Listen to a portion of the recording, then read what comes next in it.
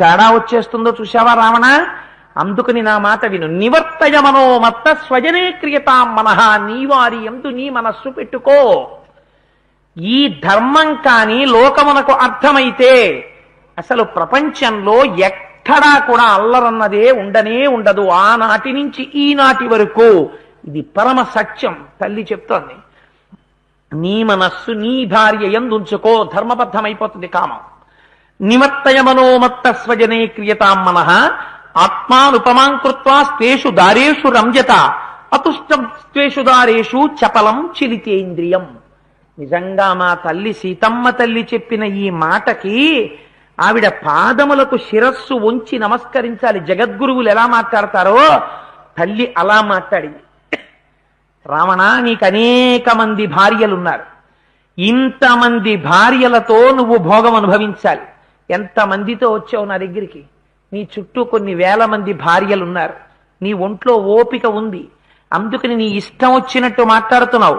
ఉన్న భార్యలతో తృప్తి చెందక స్త్రీ వ్యసనము కలిగి వెళ్ళిపోయినటువంటి పురుషుడు ఒంట్లో ఓపికన్నన్నాళ్ళు భార్య ఏమీ అనలేక మిన్నకుండి వాడి శరీరములో ఓపిక తగ్గిపోయి వాడు మంచాన పడ్డ తర్వాత ఒక్క మాట అంటుంది. కొడుకులొచ్చి, కోడళ్ళొచ్చి, కూతుళ్ళొచ్చి, అల్లుళ్ళొచ్చి, బంధువులొచ్చి, స్నేహితులొచ్చి నిలబడితే భార్య వచ్చి అక్కడ నిలబడి ఒకనాడు సుఖపెట్టాడా? పెళ్లి చేసుకున్న దగ్గర నుంచి ఎప్పుడూ దుఃఖ పెట్టడమే. ఆవిడ దగ్గర ఉండేవాడు, నన్ను కష్టపెట్టాడు, వాళ్ళందరూ భోగానికి కావలసి వచ్చారు, ఐశ్వర్యమంతా అటిచ్చాడు, ఒక్కనాడు నన్ను సుఖపెట్టలేదు. ఒంట్లో ఓపికై మంచాన పడిన తర్వాత చేయించుకోవడానికి నేను దొరికాను. వీడు చపలుడు, చిలితేంద్రియుడు అని భార్య అన్ననాడు నువ్వు బ్రతికి 1000 మార్లు చచ్చిన వాడితో సమానం. అందుచేత ఆ మాట అనిపించుకోకు రావణ. నీ భార్యలు ఆ మాట నీ ఒంట్లో ఓపికైపోయాక అని తీరుతారు, ఎందుకంటే మరి మనసు కష్టపడింది కాబట్టి.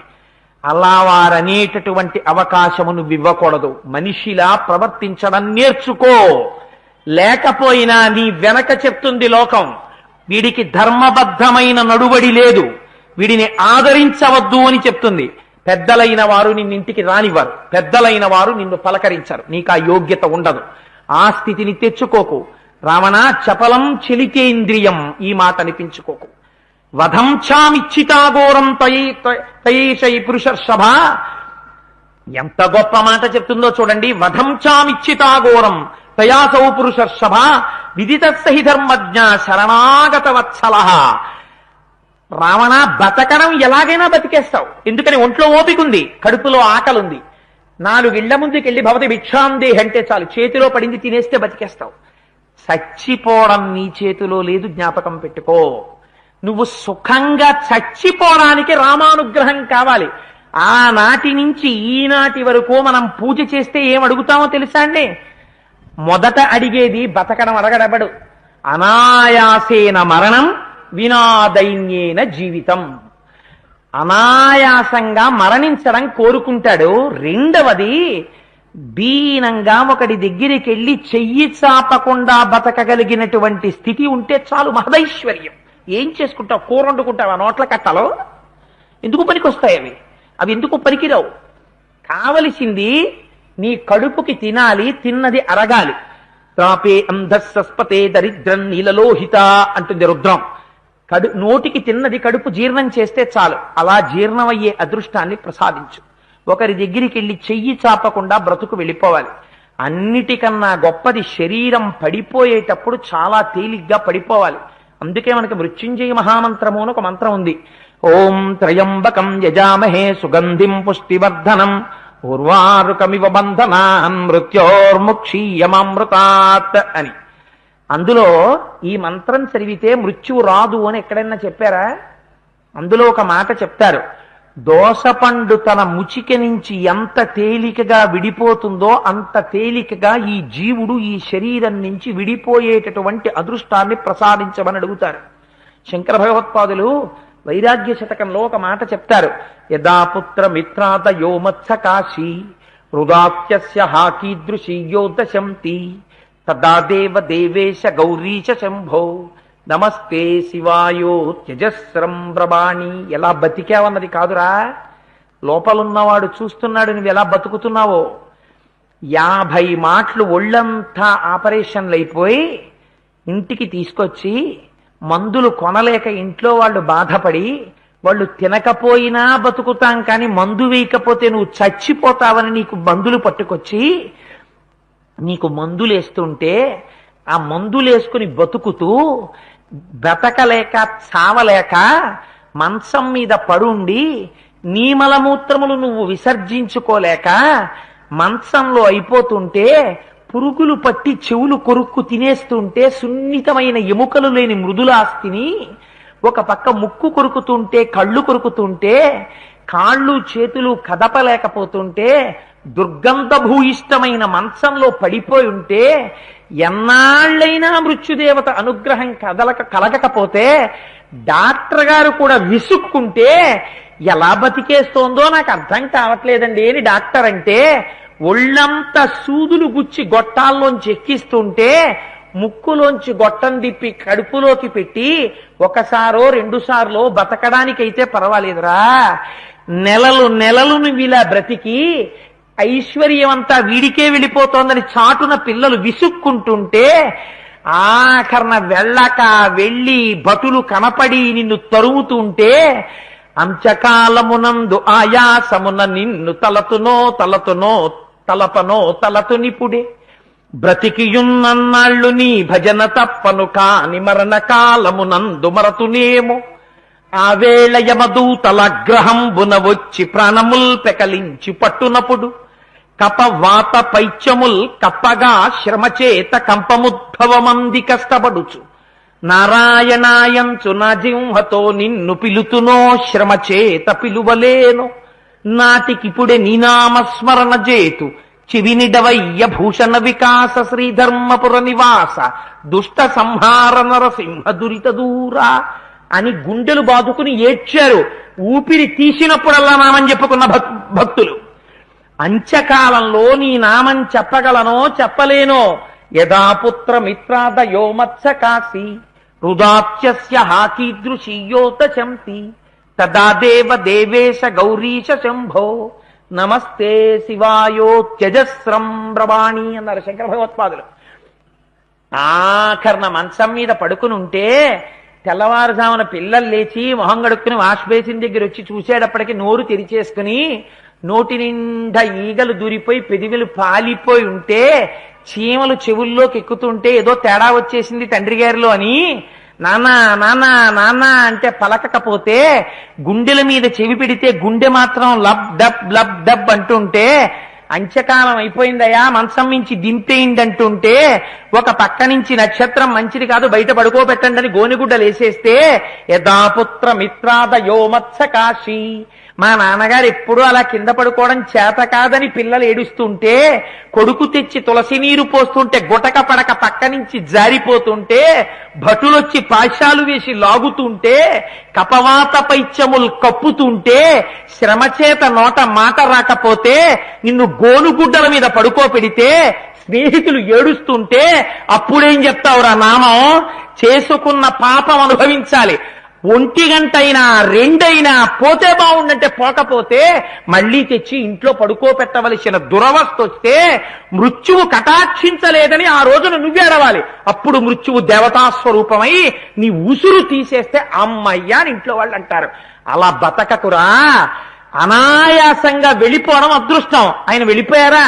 పువ్వండి మహానుభావుడు, హరే రే రే రే రే ఆయన వెళ్ళిపోయారా అని అందరూ వచ్చి కన్నీళ్లు పెట్టి నిన్ను పుష్పాలతో అభిషేకించి నీ శరీరం వెళ్ళిపోవాలి. అంత అనాయాసంగా వెళ్ళిపోవడం రావణా అదృష్టం. ఏమిటో అనుకుంటున్నావు? నాతో మాట్లాడదామంటే పిచ్చి పిచ్చి మాటలు మాట్లాడుతున్నావు. రాముడు వచ్చేస్తాడు. వచ్చి బాణప్రయోగం చేసిన నాడు నీ కళ్ళ ముందు నీ కొడుకులు పోయి, కోడళ్లు పోయి, రాక్షసులు పోయి, నీ బంధువులు పోయి సర్వము నాశనమై ఒక్కడివే యుద్ధ భూమిలో నిలబడితే ఒక్కొక్క తల తెగి కింద పడిపోతుంటే వధంచామిచ్చితా ఘోరం తయాసౌ పురుష సభ ఆనాడు ఏడుస్తావు రావణ. ఓపికుందని చేస్తున్నావు పాపం, అనుభవించవలసి వచ్చిన నాడు కష్టపడతావు. ఇది జ్ఞాపకం తెచ్చుకో, పాపం చెయ్యడంలో నిగ్రహాన్ని ప్రదర్శించడం నేర్చుకో. రావణుడికి చెప్పిందా, సమస్త జాతికి చెప్పిందా అమ్మ? ఆనాటి నుంచి ఈనాటి వరకు సుందరకాండ పరమసత్యమై నిలబడిపోయింది.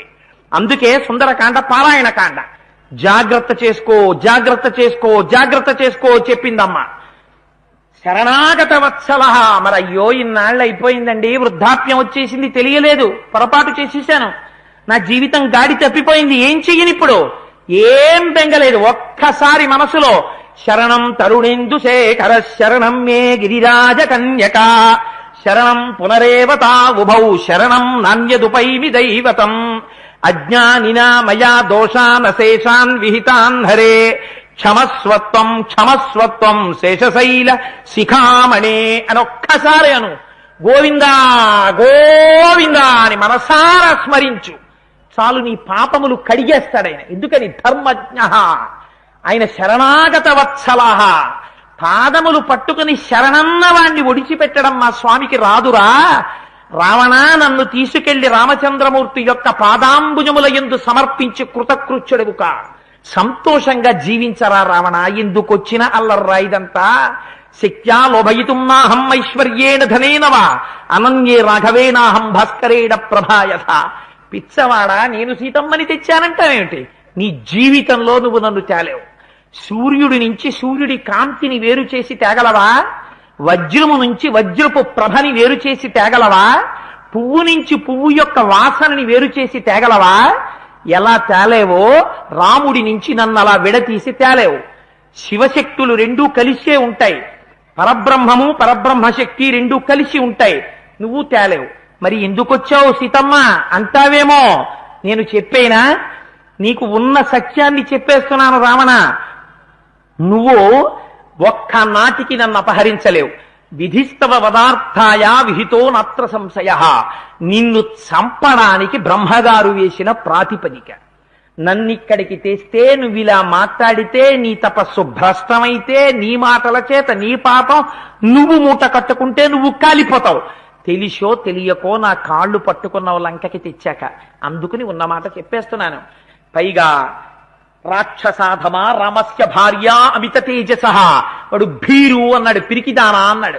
అమ్మ ఎలా మాట్లాడుతోందో చూడండి. ఆవిడ వీరారాధ్య, ఆవిడికి భయం ఏమిటి? ఆవిడంది రాక్షసాధమా రామస్య భార్య అమిత తేజస ఉక్తవానసి యత్పాపం స్వగతిస్తస్య మోక్షసే. చేసేశావు, భయంకరమైన పాతకం చేసేశావు. వేరొక స్త్రీని అపహరించి తెచ్చేశావు, మహాపతివ్రతని. నువ్వు చేసినటువంటి పాపం ఎక్కడికి వెడితే నీ చేతులు కడుక్కుంటావురా? ఇంకా నీ పాపం పోదు. నా మాట విను, దీనికి ఒక్కటే ప్రాయశ్చిత్తం. నన్ను పట్టుకెళ్ళి మళ్ళీ రామచంద్రమూర్తికి అప్పచెప్పేశాయి, బతికి బాగుపడిపోతావు రావణ అన్నది తల్లి. అని ఆవిడొక యథార్థమైన మాట చెప్తుంది. అసందేశాత్తు రామశ్చా తపసశ్చానుపాలనాత్ నత్వాంకుర్మి దశగ్రీవా భస్మ భస్మార్హి తేజస. రామచంద్రమూర్తి యందు తపస్సు పాటిస్తున్నాను రా. నేను తపస్సులో ఉన్నాను కనుక అరణ్యకాండ నుంచి ఇదే మాట తపస్సు చేసే వాళ్ళందరూ. మమ్మల్ని మేము రక్షించుకోం, మేము నమ్ముకున్న పరమాత్మ మమ్మల్ని రక్షిస్తాడని. అందుకని నేను తపస్సు చేస్తున్నాను, రాముడొచ్చి రక్షిస్తాడని. అటువంటి నాయందు అమర్యాదతో ప్రవర్తిస్తే రావణ పతనమైపోతావు. నేను ఇప్పుడే నిన్ను భస్మార్హి తేజస, నా తపశ్శక్తి చేస్తా బూడిద చేసేయగలను. కానీ ఎందుకు చెయ్యడం లేదో తెలుసా? కేవలం రాముడొచ్చి రక్షిస్తాడనేటటువంటి తపస్సు చేత ఊరుకున్నాను. ఏరా, నువ్వు పట్టుపంచ కట్టుకున్నావు, యజ్ఞోపవీతం వేసుకున్నావు, బ్రహ్మవంశంలో జన్మించావు, తెల్లవారుజామున వేదాధ్యయనం వినపడుతోంది, ఇంతటి లంకాపట్టణానికి అధినాథుడవై ఉన్నావు, అంత తపస్సు చేశావు, చతుర్ముఖ బ్రహ్మగారిని దర్శనం చేశావు, పరమశివుడి దగ్గర నుంచి వరాల్ని పొందావు, ఇంత గొప్పవాడనని చెప్తావే. అసలు నాకు ఒక అనుమానంగా ఉంది రావణా నిన్ను చూస్తే. ఇహ సంతో నవాసంతి సతోవానువర్తసే తదాహి విపరీతాతే బుద్ధి ఆచారవర్జిత. ఈ శ్లోకాన్ని మీరు ఎర్రసిరాతో రాసి ఇంట్లో తగిలించి ఉంచుకోవాలి యథార్థానికి. ఏ ప్రశ్న వేసిందో చూడండి. ఈ ఊళ్ళో ధర్మం అనేటటువంటిది ఏమిటో చెప్పేవాళ్ళు లేరా? నువ్వు వినవా? బుద్ధి ఆచారవర్జిత, నీకు తెలియదనడానికి నువ్వు ఘన జటా చెప్పావు వేదానికి. నీకు అన్నీ తెలుసు, నీకు అన్నీ తెలిసినా ఆచారాన్ని వదిలిపెట్టేశావు. తెలుసున్న విషయాన్ని నడువడిలో పెట్టనటువంటి వాడు పరమ ప్రమాదకరమైన వ్యక్తి. ఏమీ తెలియనటువంటి వాడు ఏమీ తెలియక తప్పు చేసినా ఈశ్వరుడు మన్నిస్తాడు. కానీ అన్నీ తెలిసి తప్పు చేస్తున్న వాడికి క్షమార్పణ లేదు.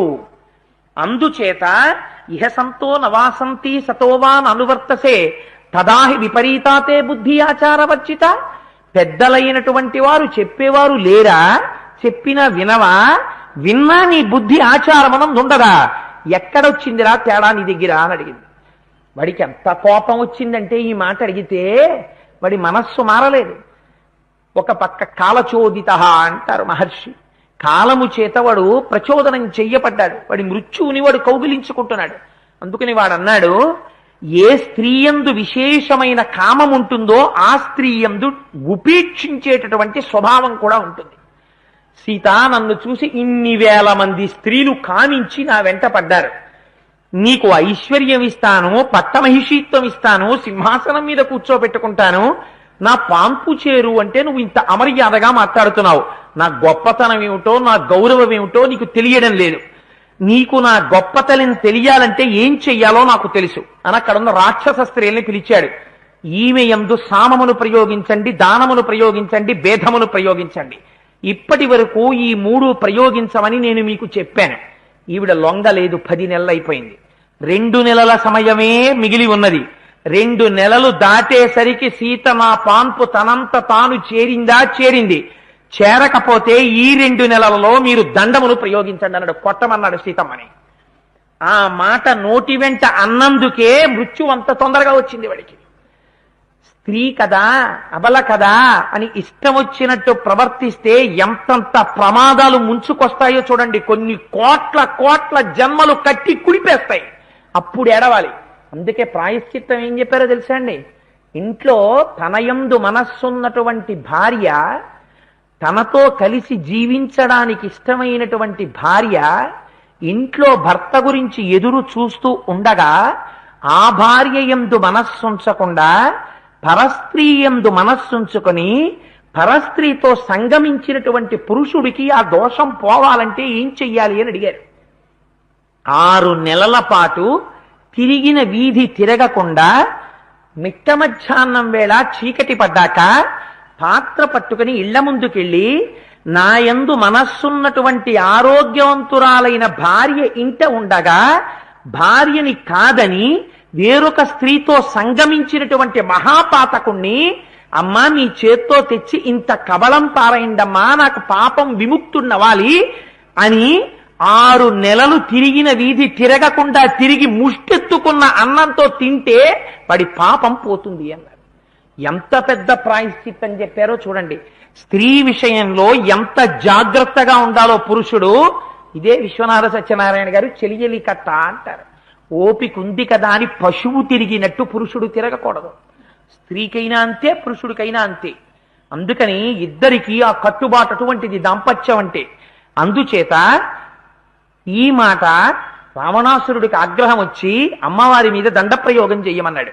చెయ్యమని మరింత కోపంతో ప్రజ్వరిల్లిపోతున్నాడు.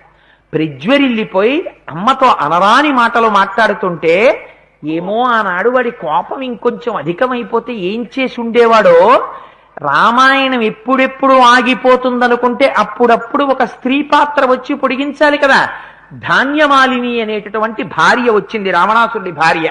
వచ్చి రావణుడిని గట్టిగా కౌగిలించుకుని ఈ మాటలన్నీ ఎక్కడ మాట్లాడుతున్నాడు? ఇన్ని వేల మంది స్త్రీలు చూస్తున్నారు, తన పరివారం చూస్తున్నారు. ఎంత సిగ్గుచేటు వాడికి! వాడు ధర్మమా వాడికి? అందుకే రావణుని పాత్రని నాయక పాత్రగా చూడడం అనేటటువంటిది ఎన్నడూ అలవాటు అవ్వకూడనటువంటి విషయము. ఋషి ఏ కోణంలో రామాయణం రాశారో ఆ కోణంలోనే అర్థం చేసుకోవాలి. భ్రష్టమైనటువంటి ఆలోచనలతో ప్రతి నాయకుడి యందు నాయక పాత్రని ఆపాదించేటటువంటి ప్రయత్నం చేస్తే సమాజము ఆ పాత్రని అనుసరించేటటువంటి ప్రయత్నం చేస్తుంది. దానివల్ల మొత్తం సమాజం భ్రష్టు పట్టేటటువంటి ప్రమాదము ఏర్పడడానికి కారణమవుతావు. అందుకని వ్యాఖ్యానం చేసేటప్పుడు కానీ, ఉపన్యాసం చెప్పేటప్పుడు కానీ, పుస్తకం రాసేటప్పుడు కానీ ఆ పాత్ర గురించి ఏ రకంగా నువ్వు ఆవిష్కరించినా ప్రతినాయకుణ్ణి ప్రతినాయకుడిగానే చూపించాలి. ప్రతినాయకుని యందు నాయకత్వాన్ని ఆపాదించకూడదు. రావణుడు ఎంత గొప్పవాడో చెప్పవలసి వచ్చినప్పుడు మహర్షి చెప్పారు. రావణుడు ఎక్కడ ధర్మం తప్పిపోతున్నాడో చెప్పవలసి వచ్చినప్పుడు ఖచ్చితంగా చెప్పారు. అది నువ్వు చెప్పకపోతే సమాజం వాడు ఉత్తముడు అనుకుని వాడిలా ప్రవర్తిస్తుంది, సమాజం భ్రష్టుపడుతుంది. అలా చెప్పకూడదు. అందుచేత ధాన్యమాలిని వచ్చి కౌగిలించుకొని నీయందు మనస్సున్నటువంటి స్త్రీతో భోగించినప్పుడు ఆనందము తప్ప నీయందు మనస్సు లేని స్త్రీతో నీకెందుకయ్యా ఈ భోగం, తిరిగి వచ్చేసాయి, రా మనం క్రీడిద్దాం అని ఒక స్త్రీ వచ్చి కౌగిలించుకుంటే ఇంతమందిలో వాడి ముఖంలో చిరునవ్వు వచ్చిందిట. వాడు ఎంతగా కామములకు వశుడైపోయి ఉన్నాడో చూడండి. చిరునవ్వు వచ్చి ఆ స్త్రీతో కలిసి అమ్మవారి పట్ల అధిక్షేపించి మాట్లాడుతుంటే అక్కడికి వచ్చిన దేవతా స్త్రీలు, గంధర్వ స్త్రీలు ఏడిచ్చారు. వాడి భార్యలు కూడా కదా వాళ్ళ కన్నీరు పడిందే వాడి ప్రవర్తన చూసి. ఆ లంక కాలిపోదు మరి. చూసి సీతమ్మకి సంజ్ఞ చేశారు, బెంగ పెట్టుకోకు, ఏడవకు, నీకేం అవదు అంటున్నారు వాళ్ళు. ఇన్ని వేల మంది స్త్రీలు మళ్ళీ వెంట పడ్డారు, తిరిగి వెళ్ళిపోతే రాక్షస స్త్రీలందరూ చుట్టూ చేరారు. చేరి వాళ్ళు చెప్తారు, రాక్షసులు ఏం చెప్తారు, లంబకర్ణ లలాటంచ లంబోదర పయోధరాం లంబోష్ఠీం లంబచుబుకాం లంబాస్యాం లంబజానుకాం క్రోధ కాళీ విగ్రహ. మహర్షి ఎంత పెద్ద లిస్ట్ ఇచ్చారో వాళ్ళ గురించి. లంబకర్ణ లలాటంచ లంబోదర పయోధరాం. ఏం ఉపయోగమా, పుణ్యమా, పురుషార్థమా వాళ్ళ పేర్లు చెప్పుకుంటే? పెద్ద లలాటం ఉన్నదొకత్తి, పెద్ద చెవున్నదొకత్తి, ఒకే కన్ను పెద్దదున్నదొకత్తి, ఆవు పాదం లాంటి పాదం ఉన్నదొకత్తి, పందిమూతి లాంటి మూతున్నదొకత్తి. అది కూడా రాశారు, కావాలంటే మీరు సుందరకాండలో చూసుకోండి మూలంలో. పందిమూతి లాంటి మూతున్నదొకత్తి, పెద్ద పెద్ద పళ్ళున్నదొకత్తి, కడుపు జారిపోయిందొకత్తి, పొట్టిగా ఉన్నదొకత్తి, అతి పొడుగ్గా ఉన్నదొకత్తి. రకరకాలైనటువంటి వికారములున్నటువంటి రాక్షస స్త్రీలందరూ చుట్టూ చేరారు. చేరి ఇవాళ లోకంలో ఒక డైలాగ్ ఉంది చూశారా, అది మొట్టమొదట కనిపెట్టిన వాళ్ళు ఎవరో తెలుసా అండి? సుందరకాండలో రాక్షస స్త్రీలు చెప్పారు ఆ డైలాగ్ని. సీతమ్మ దగ్గరికి వెళ్ళి అంత ఎక్స్ట్రాలు వద్దు అన్న డైలాగు రాక్షస స్త్రీల నోటి నుంచి వచ్చింది. ఎందుకు చెప్పానో తెలుసా? సీత దేనికైనా ఇంత అతి పనికిరాదన్నారు. దీన్ని మీరు ట్రాన్స్లేట్ చేసుకోండి గ్రామ్య భాషలోకి. అంత ఎక్స్ట్రాలు వద్దు. అది మీకు ఊతపదం అయితే సీతమ్మ చుట్టూ ఉన్న రాక్షస స్త్రీలు మాట్లాడిన మాటలు మీరు ఉపాసన చేసుకుంటున్నవారు. వారే ఫలితాన్ని పొందారో మీరు అది పొందుతారు. అందుకని ఇవాళ మన అదృష్టం అలా ఉంది, అటువంటి మాటలు సంప్రదాయాలు అయిపోయాయి. అందుకని వాళ్ళు వెళ్ళి అన్నారు, ఏదైనా కూడా ఇంత ఎక్కువ పనికిరాదు సీత. ప్రేమించావు నీ భర్తని, చాలా గొప్ప విషయం. ఎవరనుకుంటున్నావు రావణాసురుడు అంటే? సామాన్యుడు కాడు, మహానుభావుడు. ఆ ప్రజాపతులలో పులశ్చ బ్రహ్మ 4వ వాడు. ఆయన కొడుకు విశ్రవసో బ్రహ్మ మహర్షి. విశ్రవసో బ్రహ్మ యొక్క కుమారుడు రావణ బ్రహ్మ. సాక్షాత్తుగా చతుర్ముఖ బ్రహ్మగారికి మునిమనవడు. లోకంలో అందరినీ జయించాడు. బ్రహ్మగారి గురించి తపస్సు చేశాడు, వరములు పొందాడు. దేవ దానవ యచ్చ గంధర్వ కిన్నెర కింపురుషుల చేత సంహరింపబడడం. దేశంలో ఎక్కడెక్కడ ఏ విలువైన వస్తువులు ఉన్నాయో అన్నీ కొట్టుకొచ్చాడు మావాడు. అంతఃపురం నిండా పెట్టాడు. నిన్ను పట్టపురాణిని కమ్మంటున్నాడు. ఏమిటి నీకు ఇంకా మనుష్యకాంతం, హాయిగా ఎంత భోగం అనుభవించచ్చు. ఏమిటి మూర్ఖత్వం, ఏమిటి భూమి మీద పడుకోవడం, పోన్లేని మనస్సు మార్చుకుంటామని ఇన్నాళ్ళు చూశాం, ఏమిటి మనస్సు మార్చుకో, ఎంత చెప్పాలి నీకు అని వాళ్ళు గద్దించారు. ఆవిడంది, దీనోవా రాజ్యహీనోవా యోమే భర్త సమే గురు తం నిత్యమనురక్తాస్మి యథారూపాం సువర్చల. భారతీయ స్త్రీ ఏ మాట మాట్లాడుతుందో ఆ మాట అమ్మ మాట్లాడుతుంది. అమ్మ మాట్లాడితే కదా భారతీయ స్త్రీలు నేర్చుకున్నారు. ఎంత అందమైన మాట అంటుందో చూడండి. భర్త అని పిలవడానికి, భర్త అని ప్రేమించడానికి, భర్త అని గౌరవించడానికి ఐశ్వర్యం ఉంటే భర్తగా చూడడం, రాజ్యం ఉంటే భర్తగా చూడడం, ఒంట్లో ఓపిక ఉంటే భర్తగా చూడడం నాకు తెలియదు. దీనోవా రాజ్యహీనోవా, ఆయన దీనుడు కావచ్చు, రాజ్యహీనుడు కావచ్చు. యోమే భర్త సమే గురు, నా భర్త నాకు గురువు, నా భర్త నాకు సమస్తం. తం నిత్యమనురక్తాస్మి యథారూపాం సువర్చల. సూర్యుణ్ణి సువర్చల ఎలా అనుసరిస్తుందో, వశిష్ఠుణ్ణి అరుంధతి ఎలా అనుగమిస్తుందో, అగస్త్యుణ్ణి లోపాముద్ర ఎలా అనుగమించి విడుతుందో, శ్రీమతి కపిలుణ్ణి ఎలా అనుసరిస్తుందో, రోహిణి చంద్రుణ్ణి ఎలా అనుసరిస్తుందో, శవన మహర్షిని ఆయన భార్య అయినటువంటి తల్లి ఎలా అనుగమిస్తుందో, సత్యవతి సావిత్రి సత్యవంతుణ్ణి ఎలా అనుసరిస్తుందో అలా నేను కూడా సర్వకాలముల యందు రామచంద్రమూర్తి యందే మనస్సు ఉంచుకున్న దానను. నా కాలి గోటితో కూడా రావణాసురుణ్ణి స్పృశించను. మీరు నా శరీరాన్ని ఖండ ఖండములుగా తెగ్గొట్టేయండి, తినేసేయండి, ఏదైనా కానివ్వండి, రామచంద్రమూర్తిని తప్ప అన్యుల్ని కన్నెత్తి కూడా నేను చూడను. నా రాముడే నాకు భర్త, అన్య పురుషులు నాకు ఎన్నడూ భర్త కాలేడు. మీరు ఈ మాట చెప్పకూడదు, నేను వినకూడదు అంది తల్లి. అనేసరికి అందులోంచి హరిజట అనేటటువంటి స్త్రీ ఒకటి లేచి గుడ్లు మిటమిట తిప్పి అంది, ఈ స్త్రీని రావణాసురుడు అపహరించి తెచ్చి అశోకవనంలో పెట్టినప్పటి నుంచి నా నోటి వెంట లాలాజనం కారిపోతోంది. ఎప్పుడెప్పుడు ఈ స్త్రీని తినేద్దామా అని చూస్తున్నాను. అంటే అక్కడే ఉన్న ఏకజట అనే స్త్రీ లేచింది. ఆ రాక్షసంది, ఇన్నాళ్ళు బయటపడితే ఇంకోళ్ళు వెళ్ళి చెప్పేస్తారేమో అని ఊరుకున్నాను. హరిజట బయటపడిపోయింది కాబట్టి చెప్తున్నాను. ఈవిడ్ని చూసినప్పుడల్లా నూరు ఊరిపోతూ ఉంటుంది, ఎప్పుడు తినేద్దామా అని. నరకాంత ఆకలితో ఉన్నవాడు ఎదురుకుండా భక్ష్యాల్ని పెట్టుకుని తినకుండా ఎలా నిగ్రహించుకుని కూర్చుంటాడో అలా నిగ్రహించుకుని కూర్చుంటున్నాను. ఎంత బతిమాల్తాం ఈ మనుష్యకాంతని. ప్రభు ఎలాగో అనుజ్ఞనిచ్చాడు కదా ఈవిడ్ని దండించమని. పీక పిసికి చంపేద్దాం, చచ్చిపోతుంది. మనుష్యకాంత రామా రామా అంటూ మరణించిందని ప్రభువుకి చెప్పండి, తినేసేయండి అంటాడు. ఆ తర్వాత మాత్రం వాటాలు వేసుకోవడంలో దెబ్బలాట రావడానికి వీల్లేదు. ఇప్పుడే చెప్తున్నాను. హృదయస్థానమునకు కింద ఉండేటటువంటి ప్లీహము ఈవిడ గుండె, మెదడు, నావి. ఆ 4 నేను తింటాను. అంటే ఇంకొక ఆవిడంది, ఆవిడ తొడలు నావి, కాళ్ళు నావి, పాదములు నావి, చేతులు నావి. వాటాలు వేసేసుకున్నారు. వెళ్ళండి, వచ్చేటప్పుడు కల్లుకుండలు పట్టండి. మానవకాంత శరీరం తిని నికుంభలా నాట్యం చేద్దాం, వెళ్ళి కల్లుకుండలు కూడా పట్టండి అన్నారు. ఒక స్త్రీ రావణుడికి చెప్పడానికి వెడుతోంది. సీతమ్మ తల్లి యొక్క దైన్యం ఎలా ఉంటుందో, ఎంత బాధపడుతుంటుందో ఆలోచించండి. ఆ తల్లి అటువంటి పరిస్థితులలో కూడా భర్తని మనస్సులో ఉంచుకోవడం తప్ప వేరొకటి తెలియని తల్లి. ఇది మహాపాతివ్రత్యం అంటే, సీతమ్మ అంటే. అటువంటి తల్లి ఆ రోజునంది, ఇక్కడ మరణిద్దామన్నా కూడా ఆఖరికి చచ్చిపోవడానికి కూడా స్వేచ్ఛ లేదు. ఎందుకని? మనుష్య జన్మకున్న అపరాధం ఏమిటి?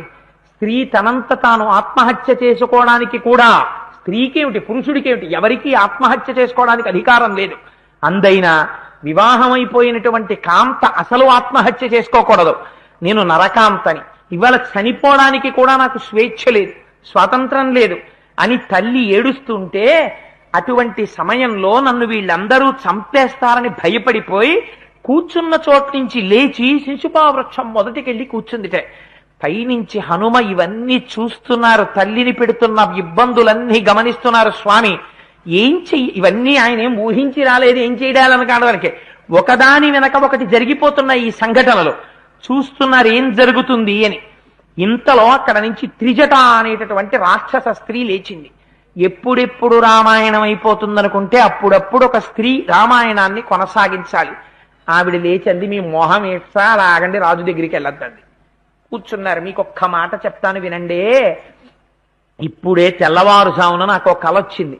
ఆ కలవారా లేదు, పరమ యథార్థమైన విషయాన్ని చూసినట్టు చూశాను. మీకు చెప్తాను, జాగ్రత్తగా వినండి. యుక్తాం హంస సహస్రేణ స్వజమాస్తాయ రాఘవ శుక్లమాల్యాంబరధరో లక్ష్మణేన సహాగత. 1000 హంసలు మోస్తున్నటువంటి ఒక శిబిక మీద తెల్లటి వస్త్రములను ధరించినటువంటి వాడై, మెడలో తెల్లటి పుష్పమాలలు వేసుకున్న వాడై రామచంద్రమూర్తి లక్ష్మణుడితో కలిసి ఆకాశంలో బయలుదేరి వచ్చారు. అక్కడ నుంచి వచ్చి ఆ హంసలు మోస్తున్నటువంటి రథం నుంచి మదించినటువంటి వృషభములు పూంచినటువంటి ఒక రథం మీదకి మారుతున్నారు. మారుతూ మధ్యలో 4 దంతములున్నటువంటి ఏనుగు మీదకి దిగారు. దిగి ఆ ఏనుగు తెల్లగా ఉన్నటువంటి ఒక పర్వతం దగ్గరికి వెళ్ళింది. ఆ పర్వత శిఖరం మీద సీతమ్మ తల్లి పచ్చటి పట్టుపుట్టం కట్టుకుని కూర్చునుంది. సీతమ్మ తల్లికి చెయ్యిచ్చి రామచంద్రమూర్తి ఆ 4 దంతముల ఏనుగు మీదకి ఎక్కించుకున్నారు. అక్కడి నుంచి వృషభములు పూంచిన రథంలోకి మారారు. ఆ రథం వెళ్ళిపోతోంది. వెళ్ళిపోతున్నప్పుడు సీతమ్మ తల్లి సూర్యచంద్రులిద్దరినీ తన చేత్తో ఇలా నిమిరి వెళ్ళిపోతోంది. ఎందుకని? అమ్మవారి యొక్క సౌభాగ్యం కదా. తాటంక జుగళీభూత తపనోడుపమండల. సూర్యుని చంద్రులు ఇద్దరు అమ్మవారి తాటంకాలు కదా. తాటంకాలు ఆడదాని ఐదోతనానికి గుర్తు. అందుకని ఒకసారి ఇలా అనుకుంది, అమ్మయ్య రాముడు తిరిగి వచ్చాడని. అదే సూర్యచంద్రుల్ని నిమరణం. స్వప్నశాస్త్రంలో ఇంకో రహస్యం, సూర్యచంద్రులు ఇద్దరిని ఏ స్త్రీ అయినా నిమిరినట్టు కలొస్తే చాలా తొందరలో భర్తతో కలిసి సామ్రాజ్య పట్టాభిషేకం జరుగుతుంది అని గుర్తు. అందుకని సీతమ్మ తల్లికి ముందు ముందు మంచి జరగబోతోంది, శుభం వేచి ఉన్నది అని చెప్పింది ఆ తల్లి. చెప్పి వీళ్ళందరూ కలిసి ఆరుహ్య పుష్పకం దివ్యం విమానం సూర్య సన్నిభం ఉత్తరం దిశమాలోక్య జగామి పురుషోత్తమ. ఆ పుష్పక విమానం ఎక్కి వీళ్ళందరూ కలిసి ఉత్తర దిక్కుకు వెళ్ళిపోయారు. వెళ్ళిపోయిన తర్వాత పాలసముద్రం మధ్యంలో ఒక పెద్ద కొండ మీద హేమసింహాసనం, సింహాసనం మీద రామచంద్రమూర్తి కూర్చున్నారు. పచ్చటి పట్టుపుట్టం కట్టుకుని నానాలంకార భూషిత అయినటువంటి సీతమ్మ తల్లి వచ్చి రామచంద్రమూర్తి యొక్క ఎడమ తొడ మీద కూర్చునుంది. వామాంకస్థిత జానకీ పరిలి సక్కోదండ దండంకరే చక్రం చోర్ధకరేణ బాహుయుగలే శంఖం శరం దక్షిణే బిభ్రాణం జలజాత పత్రనయనం భద్రాత్రి ఉద్ధిస్థితం అని ఆ శంకర భగవత్పాదులు భద్రాచలంలో వెలిసినటువంటి రామచంద్రమూర్తిని గురించి స్తోత్రం చేస్తారు. సౌమిత్రి యుక్తం అని భద్రాద్రిమూర్ధి స్థితం అని ఆ రామచంద్రమూర్తికి నమస్కారం చేసినట్టుగా ఎడమతొడ మీద ఆ సీతమ్మ తల్లి కూర్చునుంది. కూర్చునున్నటువంటి రామచంద్రమూర్తికి దేవతలందరూ పట్టాభిషేకం చేశారు. సీతమ్మ తల్లి చంద్రమండలాన్ని గట్టిగా గాఢాలింగనం చేసుకుంది. అటువంటి సీతమ్మ రాముడు కూర్చునుండగా పక్కన దేవతలందరూ కలిసి నిలబడి మంగళవాయిద్యాలు మోగుతుండగా పుష్పవృష్టి కురుస్తుండగా దేవతలు వచ్చి రాముణ్ణి సేవిస్తున్నారు. నాకు విచిత్రం ఏమిటంటే రాముడు రెండు చేతులతో కనపడలేదప్పుడు. రాముడు పరం బ్రహ్మ, పరం తత్వం, పరంజ్ఞానం, పరంతప, పరం బీజం, పరంక్షేత్రం, పరం కారణ కారణం. ఈ సమస్త బ్రహ్మాండములు ఎవరిలోంచి వస్తున్నాయో, ఎవరిలో నిలబడుతున్నాయో, ఎవరిలోకి లయమైపోతున్నాయో అటువంటి పరబ్రహ్మ స్వరూపంగా సాక్షాత్కరించాడు. తస్మై నమః పరేశాయ బ్రహ్మణేనంత శక్తయే రూపజోరు రూపాయ నమ ఆశ్చర్య కర్మణే నమ శాంతాయ ఘోరాయ మూఢాయ గుణధర్మిణే నిర్విశేషాయ సామ్యాయ నమో జ్ఞానఘనాయ చ క్షేత్రజ్ఞాయ నమస్తుభ్యం మహాధ్యక్ష సాక్షిణే పురుషాయ ఆత్మమూలాయ మూల ప్రకృతయే నమః. సోహం విశ్వసృజం విశ్వమవిశ్వం విశ్వవేదసం విశ్వాత్మానం పరం బ్రహ్మ ప్రణతోస్మి పరం పదం.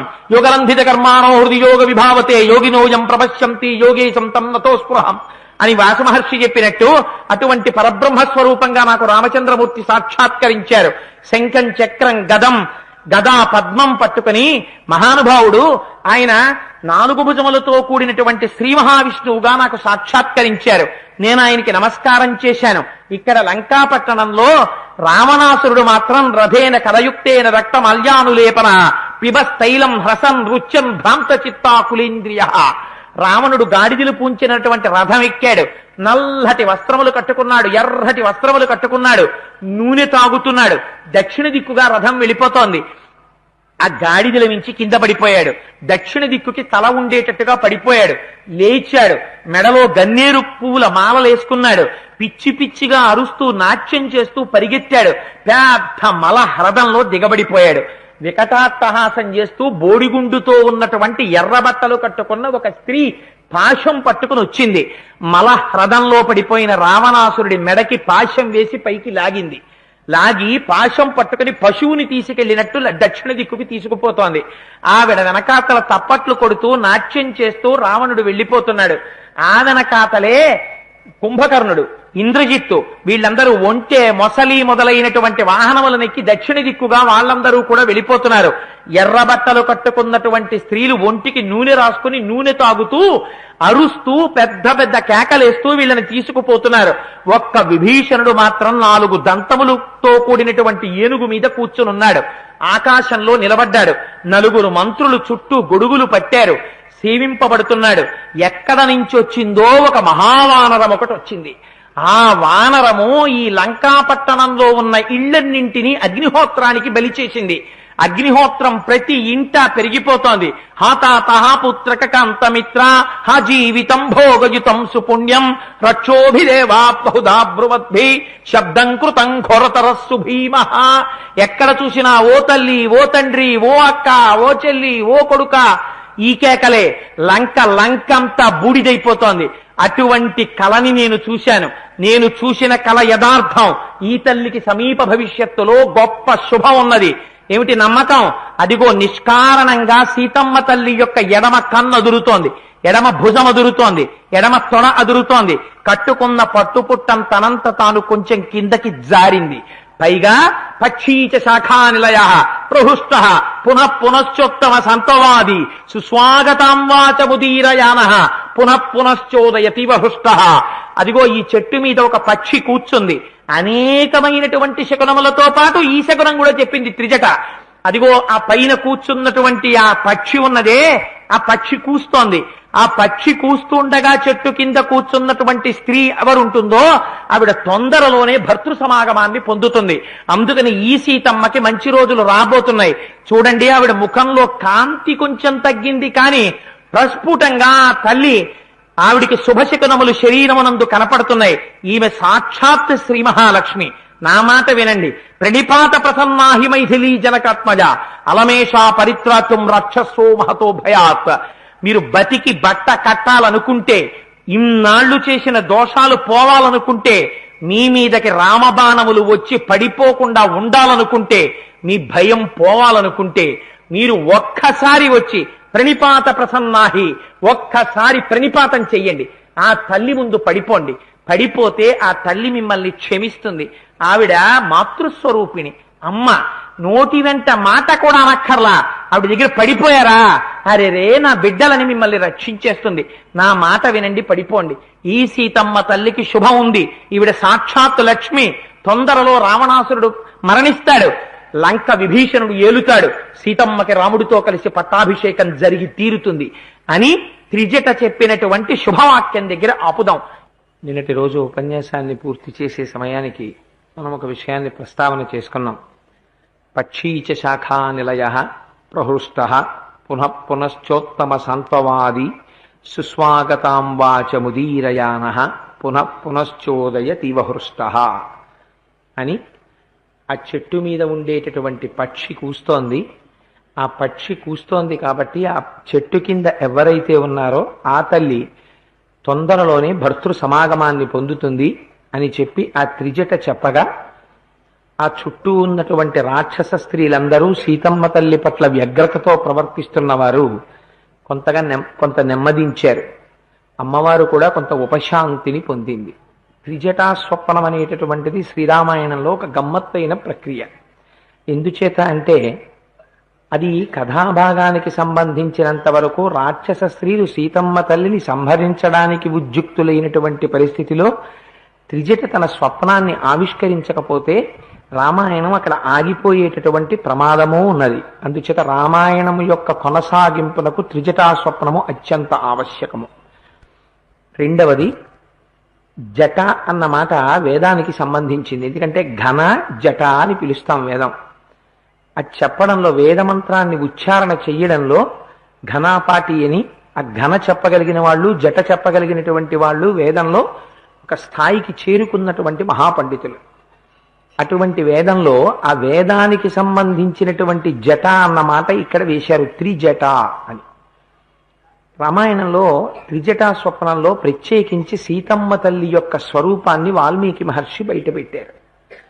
ఎవరా తల్లి అంటే ఆవిడే సాక్షాత్తుగా గాయత్రి స్వరూపం. ఆ గాయత్రి 3 కాలముల యందు 3 రకములుగా కనపడుతుంది. ఉదయకాలంలో సంధ్యావందనం చేసినప్పుడు ఒక పేరుతో పిలుస్తాం, మధ్యాహ్నం సంధ్యావందనం చేసినప్పుడు ఒక పేరుతో పిలుస్తాం, సాయంకాలం సంధ్యావందనం చేసినప్పుడు ఒక పేరుతో పిలుస్తాం. 3 కాలములలో సంధ్యావందనం చేసేటప్పుడు 3 పేర్ల చేత పిలువబడి ఉపాసన చెయ్యబడి ఈ లోకమునంతటిని రక్షించి ఐశ్వర్యముతో ప్రారంభించి జ్ఞానము వరకు సమస్తము ఇయ్యగలిగినటువంటి అమ్మ యొక్క స్వరూపమే గాయత్రీ స్వరూపం. అటువంటి గాయత్రీ స్వరూపంగా నిరూపించారు ఈ త్రిజటా స్వప్నంలో. అది వేదవాక్కు. సంప్రదాయములు ఎన్నైనా ఉండొచ్చు, కానీ ఏ సాంప్రదాయం వాళ్ళైనా సరే సంధ్యావందనం విడిచిపెట్టడానికి మాత్రం వీల్లేదు. ఉపనయనం చేసుకున్న ప్రతివారు, వారు ఏ సంప్రదాయము వారైనా సంధ్యావందనం చెయ్యవలసిందే, గాయత్రీ మంత్రం చెయ్యవలసిందే. ఆ గాయత్రీ మంత్రంలోంచే బుద్ధి ప్రచోదనం వస్తుంది. అటువంటి గాయత్రీ స్వరూపంగా అమ్మవారిని ఆవిష్కరించి తదనంతరం అమ్మవారికి జరిగినటువంటి శుభముల చేత ఎడమ కన్ను అదలడం, ఎడమ తొడ అదలడం, కట్టుకున్న పట్టుపుట్టం కొద్దిగా కిందకి జారడం మొదలైనటువంటి విశేషముల చేత అమ్మవారికి త్వరలో శుభము ఉన్నది అని మళ్ళీ కథాపరంగా ఒక నరకాంతకి ఏ రకమైనటువంటి శకునములు జరిగితే రాబోయేటటువంటి శుభం సంకేతింపబడుతుందో అటువంటి ఆ రకమైనటువంటి శకునముల చేత మహర్షి సీతమ్మకి జరగబోయేటటువంటి శుభాన్ని ఒక్కసారి జ్ఞాపకం చేశారు. అక్కడ వరకు జరిగిన తరువాత రాక్షస స్త్రీలందరూ ఉపశమించారు. తల్లి మాత్రం విశేషమైన ఖేదపడింది. రామాయణానికి ఉన్నటువంటి గొప్పతనం ఏమిటంటే రావణాసురుడు దేనివల్ల మరణించాడు అంటే రావణాసురుడు మరణించడానికి కారణం హనుమ చెప్పారు. సుందరకాండ చివరిలో రేపటి రోజున చెప్తారు. రావణుడు ఏనాడో నిహతుడైపోయాడు అని చెప్పారు వానరులతో. రావణుడు బ్రతికి లేడు, రావణుడు ఎప్పుడో చచ్చిపోయాడు. ఎందుకు చచ్చిపోయాడు? అమ్మవారి పాతివ్రత్యం చేత మరణించాడు అన్నారు. మరి రాముడు ఎందుకు వెళ్ళి వెయ్యడం బాణం అంటే నిమిత్తము అన్నారు. అంటే అమ్మవారికి అయ్యవారికి అభేదం. అయ్యవారి యొక్క శక్తి స్వరూపమే అమ్మవారు. మహాపతివ్రత అయినటువంటి స్త్రీ పట్ల ప్రవర్తించకూడని ప్రవర్తనతో 10 నెలల పాటు ప్రవర్తించడం చేత రావణాసురుడు తాను మరణించడానికి కావలసినటువంటి సంభారములను మూట కట్టేసుకున్నాడు. కట్టేసుకుని ఇంకా పండు రాలిపోవడానికి సిద్ధపడిపోయిన దానిగా తయారై వెళ్లి యుద్ధభూమిలో రాముని ఎదుట నిలబడ్డాడు. పాపము పండిపోయింది కనుక బాణం వేసి రాముడు కొట్టేశాడు. అందుచేత రామాయణంలో అందుకే సీతాయాశ్చరితం మహత్ అని పేరు పెట్టారు మహర్షి. ఒక పతివ్రత, ఒక స్త్రీ ఎటువంటిది సాధించగలదో నిరూపించారు రామాయణంలో. అమ్మవారిలో ఒక గొప్పతనం ఉంది రామాయణంలో. త్రిజటా స్వప్న వృత్తాంతం చెప్పడానికి కారణం అంత శోకమూర్తిగా కనపడుతున్న సీతమ్మ కేవల సాధారణ స్త్రీ కాదు. ఆవిడ సాక్షాత్ పరాశక్తి స్వరూపం. త్రిజటా స్వప్నం చెప్పడం చేత అమ్మవారిని మీరు జగన్మాతగా గాయత్రిగా గుర్తిస్తే రామాయణం ప్రాచ్యపాఠంలో ఒక విషయం ఉంది. అమ్మవారు ధరించేటటువంటి కేశభూషణాన్ని హనుమ చేతిలో పడగానే ఇలా పట్టుకోగానే పర్వతం కదిలితే ఎలా ఉంటుందో అటువంటి స్పందన ఆయనలో వచ్చింది. ఎందుకంటే ఆ ఆభరణం జగదంబ అయినటువంటి శక్తి స్వరూపం, ఆదిశక్తి యొక్క ఆభరణం. అందుకే హనుమ చేతిలో అమ్మవారి ఆభరణం పడనంతసేపు ఆయన స్వరూపం ఒకటి, అమ్మవారి ఆభరణం ఆయన చేతిలో పడ్డ తర్వాత ఆయన స్వరూపం ఒకటి. ఇంకా తర్వాత నుంచి ఉతికి ఆరేసేస్తారు. అంత రాక్షస భంజన ఉంటుంది. అది అమ్మవారు శక్తిని కటాక్షించింది అక్కడి నుంచి. అందుచేతనే రామాయణంలో అమ్మవారెవరో గుర్తుపట్టు అని చెప్పడానికి సాక్షాత్తుగా వేదవాక్కుగా మహర్షి ఆవిష్కరించారు అమ్మవారి స్వరూపాన్ని. అయితే ఎలా తెలుస్తుందండి అంటే పెద్దలు దాని మీద పరిశోధన చేశారు.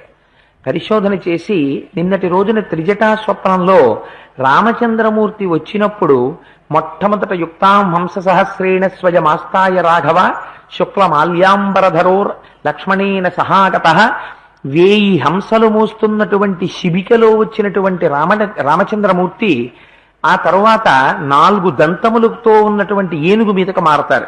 అక్కడి నుంచి 8 వృషభములు పూంచినటువంటి రథములోకి ఎక్కుతారు. ఈ వాహనములు, ఈ సంఖ్య, వీటిని మీరు బీజాక్షరంలోకి మారిస్తే గాయత్రీ మంత్రం కిందకు వచ్చేస్తుంది అని పరిశోధన చేసి నిరూపణ చేశారు. మంత్రశాస్త్రాన్ని వేదికల మీద వ్యాఖ్యానం చేయకూడదు కాబట్టి ఈ పాటి చాలు. సీతమ్మ తల్లి సాక్షాత్ గాయత్రీ స్వరూపము అని నిరూపించింది త్రిజటా స్వప్నం.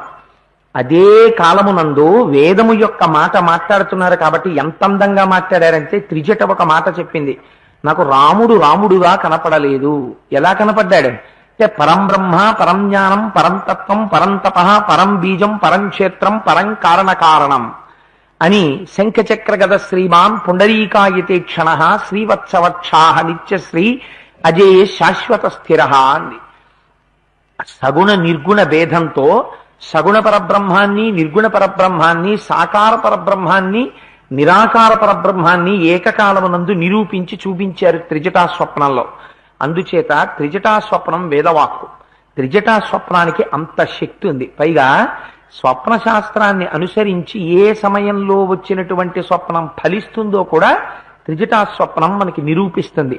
త్రిజటా స్వప్నంలో ఏమి చూడబడిందో అదే యథార్థంగా జరిగింది. తర్వాత సరే, త్రిజటాస్వప్నం పూర్తయిపోయింది. దానికి ముందు అమ్మ విశేషమైనటువంటి ఖేదాన్ని పొందింది. ఖేదం పొందుతూ ఒక మాట అంది, నన్ను ఇంత బాధ పెట్టారు కనుక నా కంటి వెంట నీరు 10 నెలల నుంచి కారి ఈ భూమి మీద పడింది కనుక నేను ఎలా ఏడుస్తున్నానో అలా ఈ లంకంతా ఏడుస్తుంది. కొద్ది కాలంలోనే లంకాపట్టణం భర్త శరీరము వెళ్లిపోవడం చేత విధవగా మిగిలిపోయినటువంటి స్త్రీ ఎలా రోధిస్తుందో అలా లంకంతా ఏడుస్తుంది. ప్రతి ఇంట ఏడుపులు వినపడతాయి. అటువంటి దుస్థితిని ఈ లంక పొందుతుంది అని అమ్మ వాచికంగా ఒక మాట అంది. అందుకే మనకొక మాట చెప్తారు, హనుమ లంకాపట్టణాన్ని దేనితో దహించారు అంటే, యశోకవన్నిం జనకాత్మజాయా ఆదాయతేనైవ దదాహ లంకాం నమామితం ప్రాంజలి రంజనీయం. సీతమ్మ తల్లి యొక్క శోకమనేటటువంటి అగ్నిహోత్రాన్ని తీసుకెళ్లి 4 ఏళ్లలో పెట్టాడు ఆయన. కాలిపోయిందంతే లంక. ఒక మహాపతివ్రత అయినటువంటి స్త్రీ కంటి వెంట బాష్ప బిందువు కింద పడితే ఎంత ప్రమాదం వస్తుందో చూపిస్తుంది మనకి. ఇది జరిగిన తరువాత అమ్మవారు ఒక మాట అంటుంది, ఈ లంకాపట్టణాన్ని పరిపాలిస్తున్న రావణుడు వీళ్ళెవ్వరికీ కూడా ధర్మమునందు పూనిక లేదు, అందుచేతనే మహాపతివ్రతనైన నన్ను అపహరించి తెచ్చి ఇక్కడ పెట్టాడు. 2 నెలల గడువు విధించాడు. ఈ 2 నెలల గడువు పూర్తయిపోయిన తరువాత రావణాసురుని చేతిలో మరణించడం కన్నా నేను ఇప్పుడే మరణిస్తాను అనుకుంది అమ్మవారు. అని ఆత్మహత్య చేసుకోవాలి అని నిర్ణయం తీసుకుంటూ ఒక 2 అద్భుతమైనటువంటి విశేషాలను వివరించింది. ఇవి సుందరకాండాంతర్గతంగా మన జీవితాన్ని దిద్దుకోవడానికి మనం జ్ఞాపకం పెట్టుకోవలసినటువంటి విషయాలు. నూనం సకాలో మృగరూపధారి మామల్పభాగ్యాం లులుబే తదానీం యత్రార్యపుత్ర విసర్జమూఢ రామానుజం లక్ష్మణ పూర్వజంచ అని చెప్పింది. శ్లోకం ఒక్క వాల్మీకి మహర్షి మాత్రమే ఇవ్వగలరు. ఎంత అందమైన మాట చెప్పిందంటే, నూనం సకాలో మృగరూపధారి, కాలమే మృగస్వరూపంలో వచ్చింది అని. మీకు మొట్టమొదటి నుంచి నేను ఒక మాట చెప్తున్నాను, కాలము బహుబలవత్తరము. చేసిన పుణ్యము ఉన్నది, పాపము ఉన్నది, రెండిటినీ అనుభవింప చెయ్యాలి ఈ శరీరంతో. కాబట్టి ఒకనాడు పుణ్యాన్ని అనుభవంలోకి తెచ్చినప్పుడు మీరు సుఖపడేటట్టుగా చేస్తాడు. పాపమును అనుభవించాలి. పాపమును అనుభవింప చెయ్యడానికి దుఃఖమును కూడా తీసుకొస్తాడు పరమాత్మ. అదే కాలము ఈశ్వర స్వరూపంగా ఉంటుంది. దాన్ని ఎవ్వరూ అతిక్రమించలేరు, దాటలేరు, తిప్పలేరు, యుద్ధం చెయ్యలేరు. దాన్ని ఎవ్వరూ శాసించడం కుదరదు. ఆ కాలము మృగస్వరూపంతో వచ్చింది అంది అమ్మ. ఇందులో 2 గొప్ప అర్థాలున్నాయి. మృగస్వరూపంతో కాలము రావడం కేవలం సీతమ్మకే అపకారమా? కాలస్వరూపంతో మృగం రావడం రావణాసురుడు పడిపోవడానికి కూడా గుర్తా? అవతార ప్రయోజనం రీత్యా చూస్తే రావణాసురుడు నిహతుడవడానికి కారణం. రావణాసురుడు నిహతుడవాలి అంటే ఎవరి చేత నిహతుడవుతాడు? కేవలము నరుడి చేతిలో మరణిస్తాడు. కేవలము నరుడి చేతిలో మరణించడం నిజమైతే రాముడు నరుడిగా వచ్చాడు కనుక కబంధుడు వెంటనే రావణాసురుడి యొక్క గుర్తు ఎందుకు చెప్పకూడదు? చెప్పలేదు. సుగ్రీవుడు చెప్పలేదు, జటాయువు చెప్పలేదు. ఎందుకు చెప్పలేదు? వాడికి ఉన్న తపశ్శక్తి అటువంటి శక్తి ఉంది. పైగా వాడి దగ్గర ఉన్నటువంటి సైన్యం, అంత పెద్ద సైన్యం ఉంది. ఆ స్థితిలో ఒక్కడిగా నరుడిగా రాముడు వెడితే నరుడికి ఉండేటటువంటి అలసట రాముడి మీద ఉంటుంది. ఎందుకంటే యుద్ధకాండలో ఆయన కూడా అలసట పొందారు. అందుకనప్పుడు మిత్రబలం కావాలి. ఒక నరుడు కార్యాన్ని సాధించడానికి ఏమీ ఉండాలో వాటిని నిరూపిస్తోంది రామాయణం. అందుకని నరకాంతగా అమ్మవారు వెళ్ళింది. వెడితే వాడు అనరాని మాటలన్నీ అమ్మవారిని అన్నాడు. 10 నెలల పాటు అన్నాడు. కొన్ని వేల సంవత్సరములు చేసినటువంటి తపస్సుతో ఉన్నటువంటి శక్తి తనని రక్షించడానికి వీలు లేని స్థితిలోకి పడిపోయింది. ఇలా పడిపోవాలంటే ఆవిడ వెళ్ళాలి. పైకి తాను ప్రమాదం పొందింది, ఆంతరమునందు ఫలితం రావణాసురుడు పొందుతున్నాడు. నూనం సకాలో మృగరూపధారి మా మల్పభాగ్యాం లులుభే తదానీం, నన్ను మోహపెట్టింది అంది. యథార్థం, కాలం మోహపెడుతుంది. కాలస్వరూపంలోనే పతనమైనా జరగాలి, కాలస్వరూపంలోనే ఉద్ధరణైనా జరగాలి. నా జీవితంలో విశాఖపట్నంలో నేను చదువుకునే రోజుల్లో అనుకోకుండా సంపత్ వినాయకుడి గుడి ముందు నుంచి వెళ్ళిపోతున్న రోజుల్లో ఒక మహాత్ముడు చేస్తున్న ప్రసంగం చెవిలో పడి సైకిల్ మీద ఒక అకౌంట్స్ పుస్తకం కోసమని ఫ్రెండ్ దగ్గరికి వెళ్తున్న వాడిని ఆగి సైకిల్ స్టాండ్ వేసి ఆ లోపలికి వెళ్ళడానికి జనంలో చోటు చాలక గోడ బయట నిలబడి చేతులు కట్టుకుని ఒక్క 25 నిమిషాల సేపు ఒకనాడు రామాయణం గురించి ఒక మహానుభావుడైన శ్రీభాష్యం అప్పలాచార్య స్వామి వారి ప్రసంగాన్ని వింటే అది నా జీవితాన్ని మార్చింది. ఎందుకు ఈ మాట చెప్పానంటే నా గొప్పతనం అని నేను చెప్పడం లేదు. నీకు కాలమే ఒకనాడు మారుస్తుంది.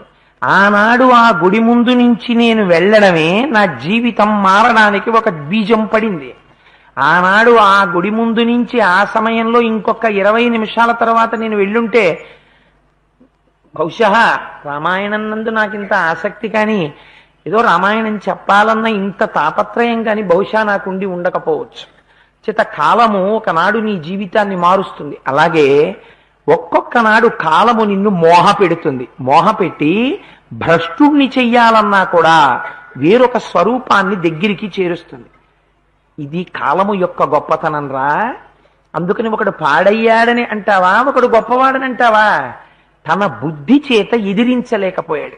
చూశావా ఎలా ప్రలోభ పెట్టిందో? మృగరూపంలో వచ్చి నన్ను ప్రలోభ పెట్టింది. నూనం సకాలో మృగరూపధారి మా మల్పభాగ్యాంబేతదానీం.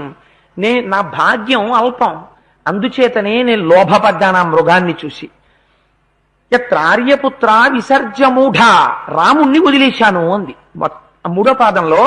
యత్రార్యపుత్ర విసర్జమూఢ, దేనికోసం? ఒక మృగం కోసం. మీరొక్కసారి జాగ్రత్తగా ఆలోచించండి. మనం కూడా వదిలిపెట్టేసుకుంటుంటాం. దేనికోసం వదిలిపెట్టేసుకుంటుంటాం? సాయంకాలం ప్రదోష వేళలో ఓ శివాలయానికి వెళ్ళి నువ్వు ప్రదక్షిణం చేయడం చేత వచ్చేటటువంటి ఫలితం నీకు అనుభవంలోకి వచ్చిన తరువాత తెలుస్తుంది నువ్వు దానివల్ల ఎంత ఫలితాన్ని పొందుతావో. కానీ ఒక సాయంకాలం వెళ్ళి ప్రదోష వేళలో ప్రదక్షిణం చెయ్యడం కన్నా మన బుద్ధి ప్రలోభ పెడుతున్నప్పుడు ఏదో చాలా ఎందుకు పనికిరానటువంటి ఒక చిన్న విషయం మీద ఏదో ఎవరో పెడతారు, అబ్బో చాలా బాగుంది ఎపిసోడ్, కూర్చుందని టీవీ ముందు అనిపిస్తుంది, అయిపోయింది అసుర సంధ్య వేళ. ఇంకా మళ్ళీ నీ జీవితంలో ఆ ప్రత్యేకం సోమవారం నాటి సాయంకాలపు అసుర సంధ్య వేళ వస్తుందన్న నమ్మకం నీకు లేదు. ఇంకా మాఘమాసంలో పౌర్ణమి తిథి నాడు పౌర్ణమి 16 కళలతో చంద్రుడు ప్రకాశిస్తుండగా ఆ రోజున హనుమ రాక్షస భంజనం చేసి జయమంత్రం తోరణం మీద కూర్చుని చెప్తుండగా అటువంటి పరమ పవిత్రమైనటువంటి ఘట్టాన్ని వినేటటువంటి అదృష్టం మళ్ళీ మళ్ళీ మళ్ళీ మళ్ళీ వేరొక పౌర్ణిమ నాడు వస్తుందన్న నమ్మకం లేదు నీకు. కానీ కాలము మోహపెట్టి లోభపెట్టి నిన్ను రాకుండా చెయ్యొచ్చు ప్రతిబంధక రూపంలో. గెలిచావా బయటపడతావు, వశుడవయ్యావా పోగొట్టుకుంటావు. దీనివల్ల మనుష్యుడవు కనుక బుద్ధి ఉంది కాబట్టి ఆ బుద్ధిని ఈశ్వరార్చన యందు నిపుణుడవై ఉపయోగించుకోలేకపోతే, ప్రతిబంధకాన్ని అధిగమించలేకపోతే వదిలిపెట్టేసుకుంటున్నావు ఆ ఫలితాన్ని. నూనం సకాలో మృగరూపధారి మామల్ప భాగ్యాం లుభేతదానీం. ఆ రాముడే పక్కనుంటే అన్నీ ఉండెను, ఆ రాముడు ఒక్కడిని వదలడం అన్నీ పోయాయి. యత్రార్యపుత్ర విసర్జ మూఢ, రాముణ్ణి వదిలేశాను. అమ్మ వదిలిపెట్టలేదు ఆ మాటతోటి ఓ మాట చెప్పింది, రామానుజం లక్ష్మణ పూర్వజంచ. రాముడి తర్వాత పుట్టిన వాడిని వదిలేను, లక్ష్మణుడికి ముందు పుట్టినవాడు దూరం అయిపోయాడు.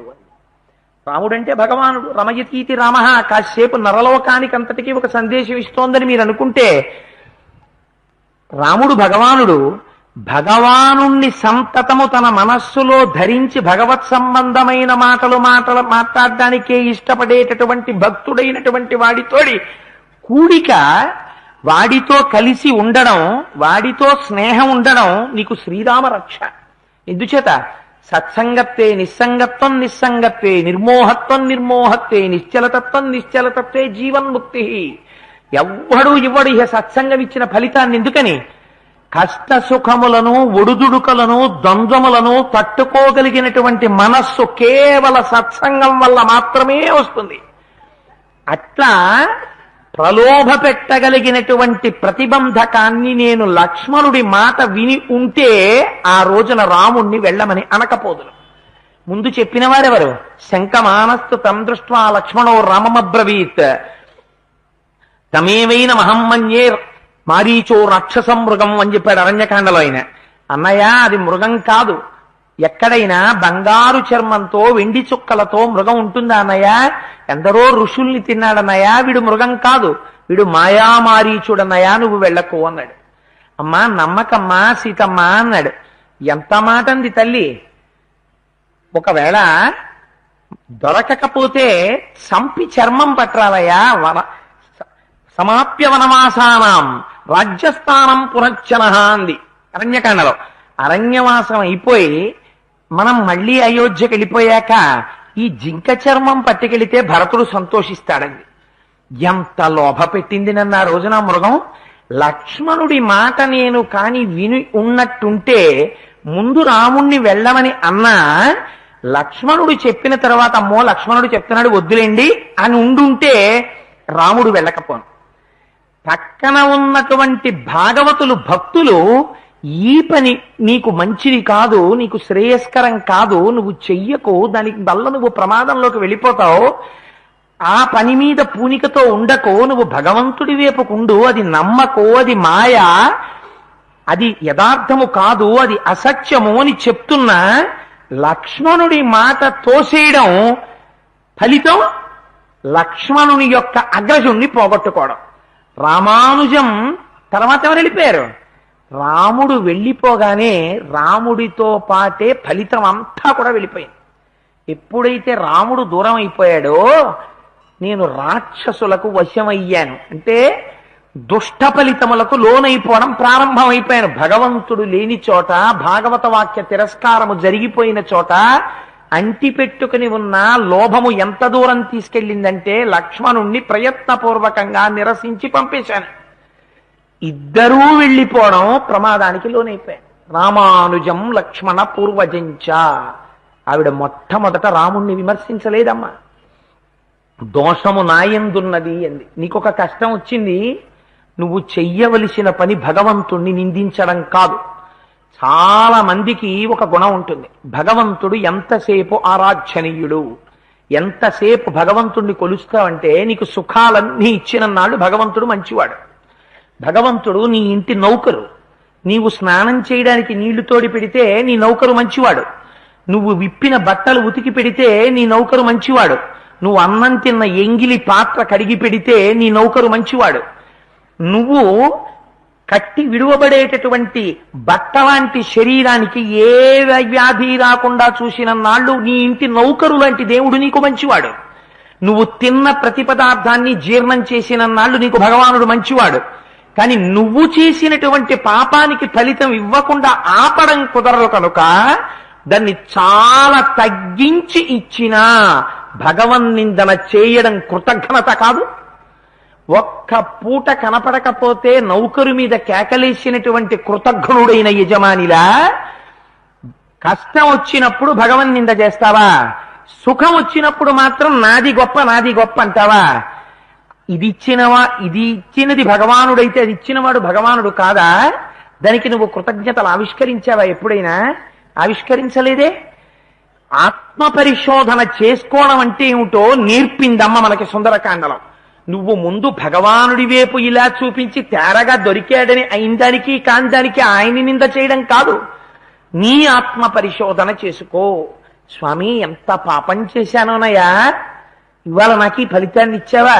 కానీ ఆ ఫలితం చేత నేను తల్లడిల్లిపోకుండా, ఆ వస్తువు నశించిపోకుండా దాన్ని చాలా తగ్గించేసి ఎంత చిన్న పరిణామంలో తీసుకొచ్చి పెడితే నాకు ఇబ్బంది కలగదో అంత తక్కువకి తెచ్చావా తండ్రి అని ఆ సమయంలో కూడా భగవంతుని పాదముల యందు నిష్ఠ కలిగి ఉండడం భక్తుని యొక్క లక్షణం. కానీ యథార్థమునకు ఒక విషయం ఉంటుంది. ఎంత భక్తుడు కానివ్వండి, విశేషమైనటువంటి ఆరాధన చేసినప్పటికీ ఈశ్వరానుగ్రహం కలగకపోతే ఒక లక్షణం ఉండి తీరుతుంది భక్తుల్లో. నిరసన చేస్తాడు. ఎప్పుడు ఇంత కష్టపడ్డాను, నువ్వు నన్ను కాపాడలేదు, నువ్వు దేవుడివా, అసలు నువ్వు ఉన్నావా, నువ్వు లేనిలో పొమ్మంటాడు. అలా అనకపోతే అది నరలక్షణం కాదు, అది మనుష్య లక్షణం. ఉండి తీరుతుంది, అమ్మకి ఉండాలి, నరకాంతగా ఉంది కాబట్టి. అమ్మ అలా అనలేదనుకోండి, ఆవిడ దేవతా స్వరూపం అయిపోతుంది. త్రిజట స్వప్నంలో చెప్పక్కర్లేదు, జాగృతిలో చెప్తోంది.